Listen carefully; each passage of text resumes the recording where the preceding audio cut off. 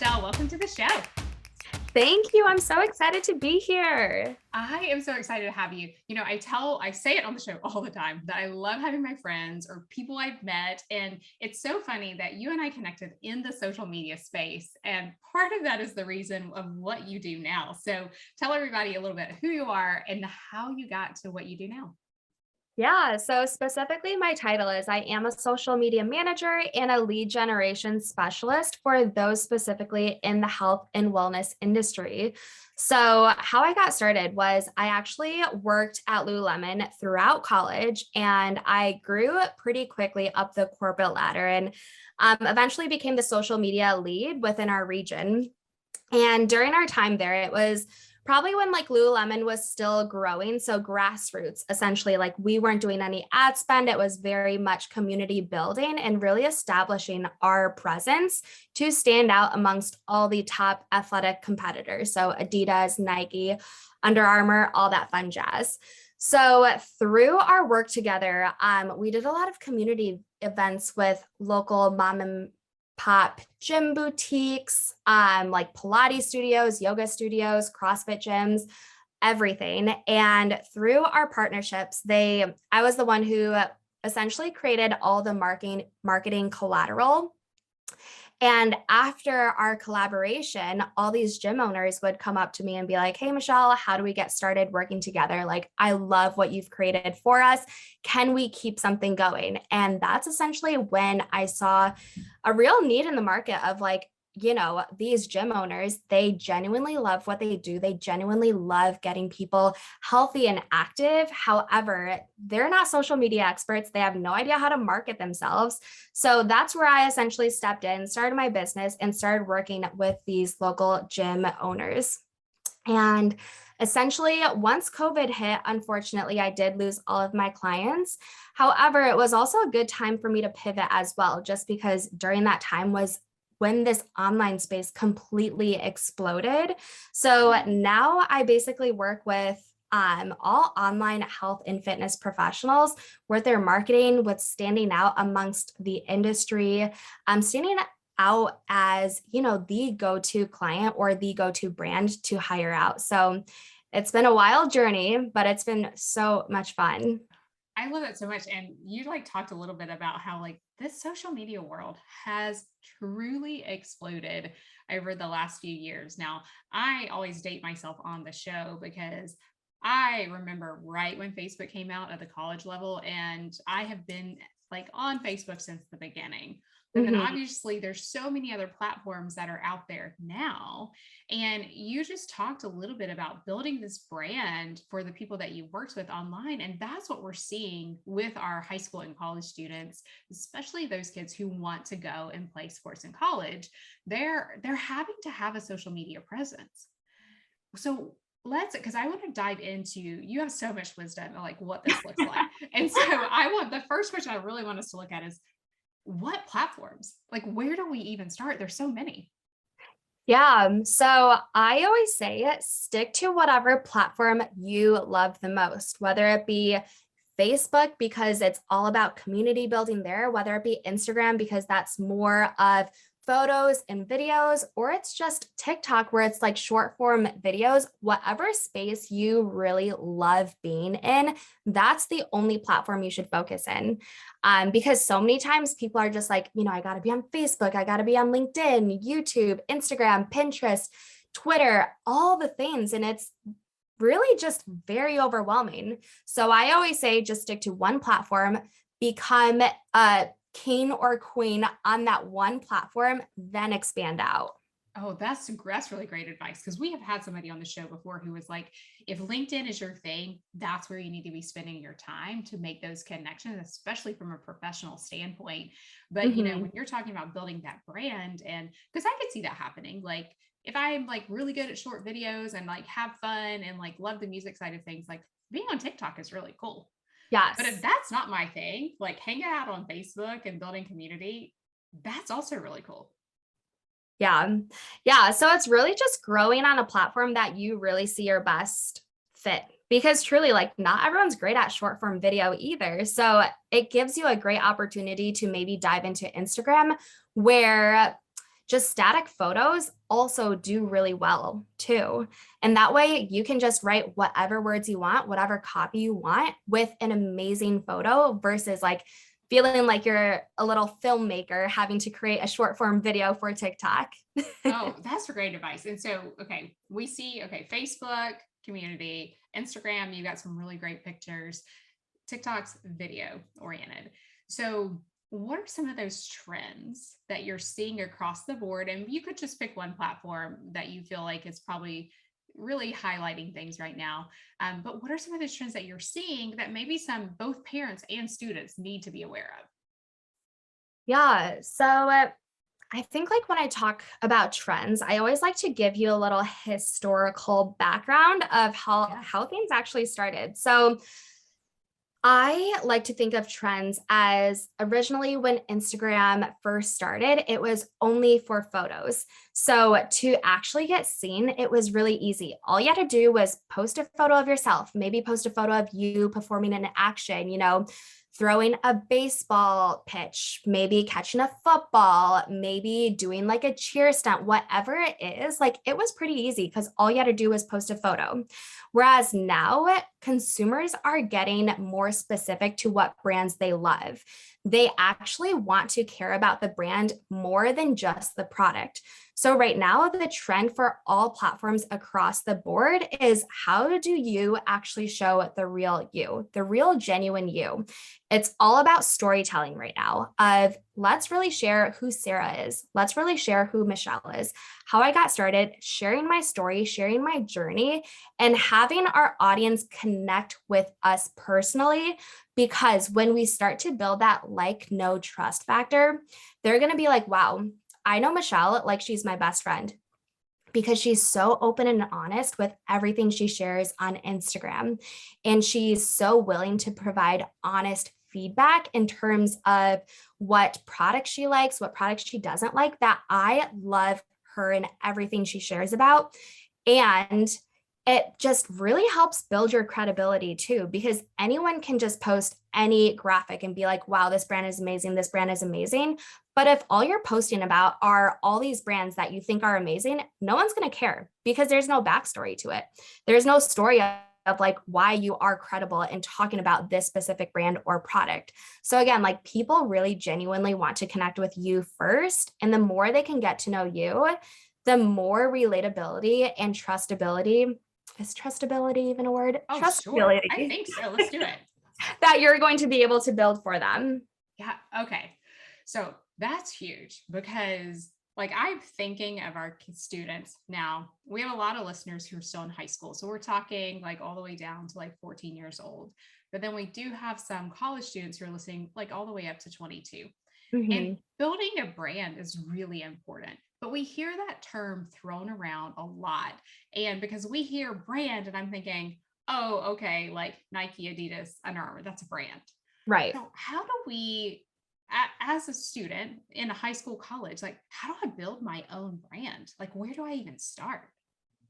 Yeah. So, really just diving deep into who you are as a human and what you want to be seen as. We're always going to have the loudest person in the room. You're always going to have the funniest person in the room, and that may not always be you. But think about who you are. Are you friendly? Are you honest? Are you open? Are you genuine? Do you like band? Do you like playing video games? Do you like roller skating? Do you like rock collecting? Whatever it is, it's just being open and sharing with them like who you really are. Because I think oftentimes, especially I know like from my past when I was younger, to stand out, you always wanted to be the popular one, the loudest one, the one who always wanted the most attention from your classmates. And the reality is that was very fake for me. It didn't feel authentic. It didn't feel good for me. And whenever I posted anything on Instagram, it just didn't feel good Mm. until I personally shifted to who am I as an individual? I'm friendly. I really like drawing and I was a part of the band. So I started talking about all those things in line with what I did as a sport, which was cheer and gymnastics. And what that got me was a lot of new friends who truly wanted to get to know me for what I liked and who I was, not who I hung out with, not what sport I played. So when you think about like building a brand for yourself, think about who you are as a person, the things you like, and those are the brand characteristics and qualities that you probably should be portraying to social media. Because again, it's not about trying to be the funniest person in the room.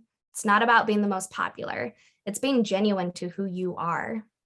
Oh, I love that so much because I'm even thinking for these students who are they're using social media not only to build influence, but they're also using social media as part of their recruiting journey where they're like, "Hey coach, here I am. I want to come to your school."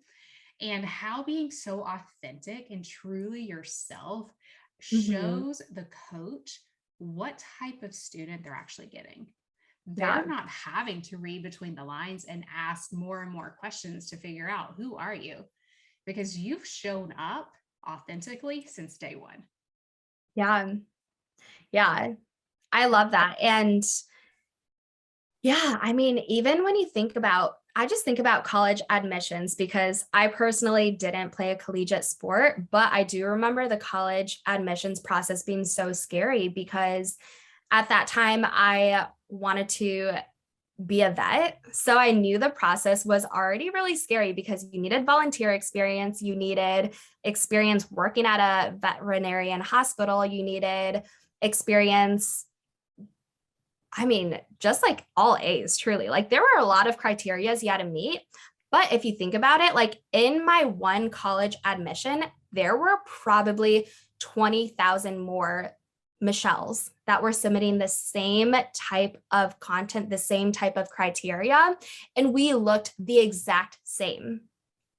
So, what is truly going to make you stand out? And I wish I knew that when I was submitting for college admissions was really thinking about like how am I going to stand out amongst all these people because they're not going to truly care about your volunteer experience. Does it matter? Yeah. But they care more about who you are as a person, what your past history was like, what your family history was like, you know, what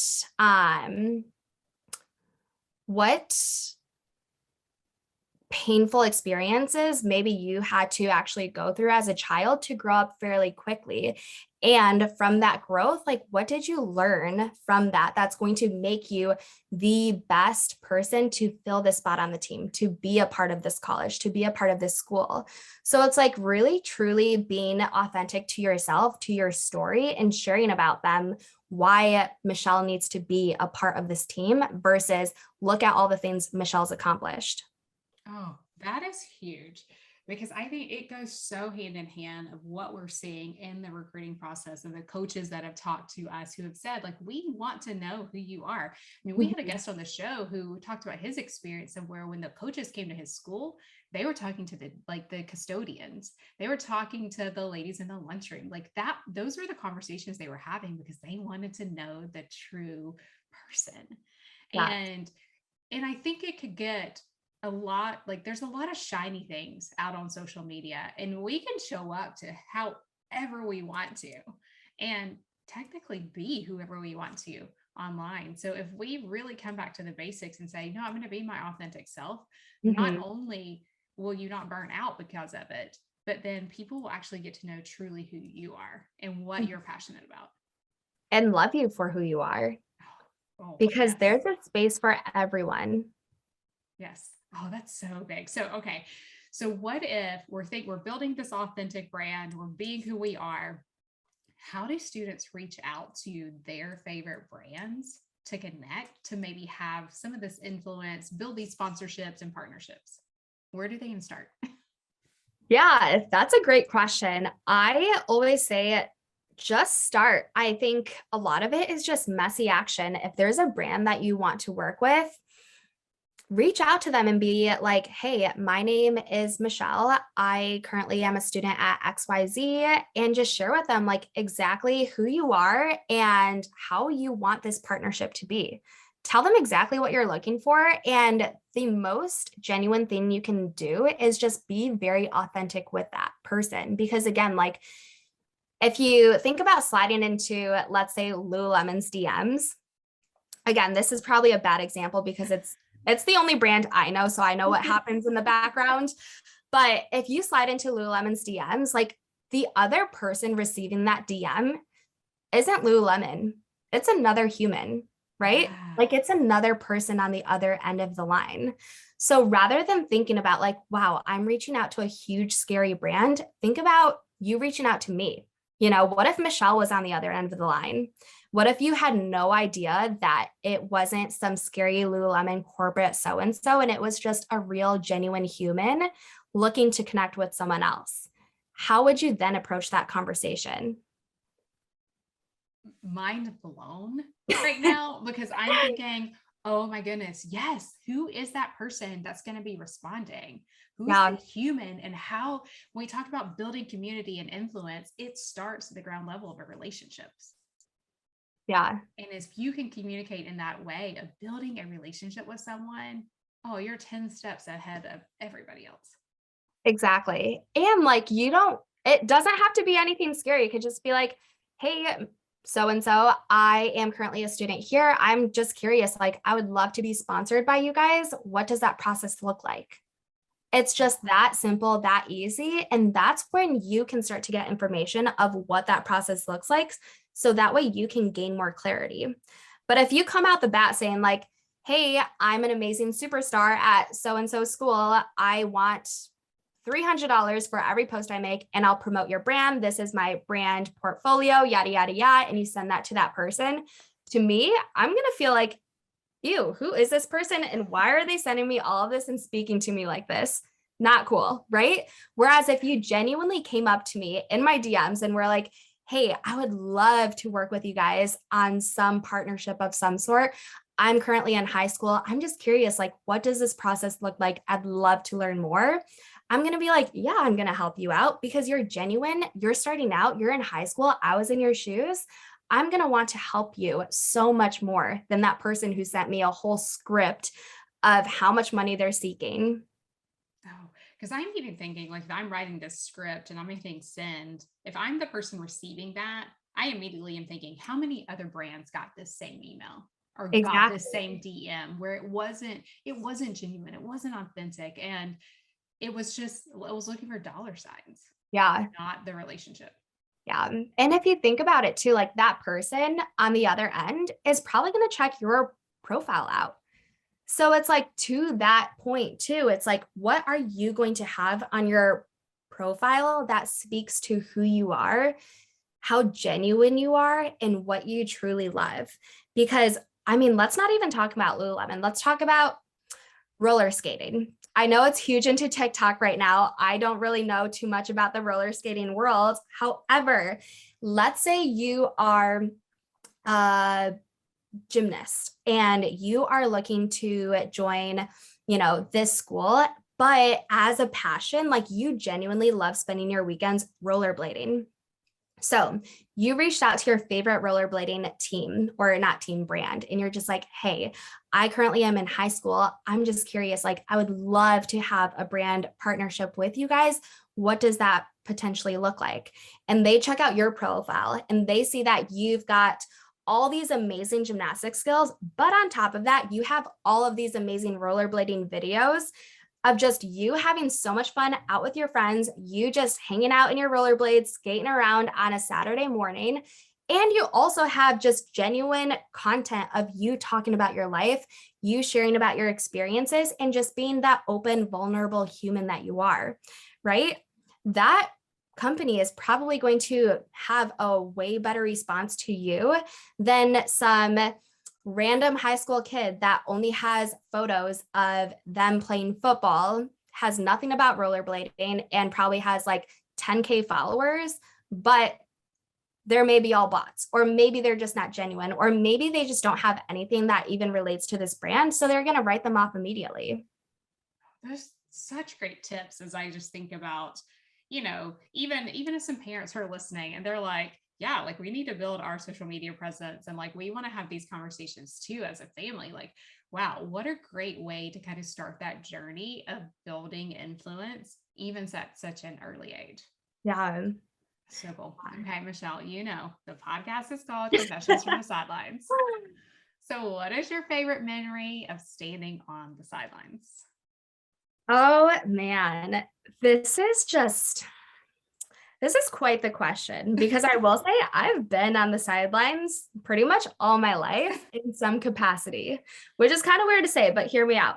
I was a cheerleader, so I cheered for football and basketball, and I was also in the marching band. So I was also up in the stands playing an instrument, cheering on the football team.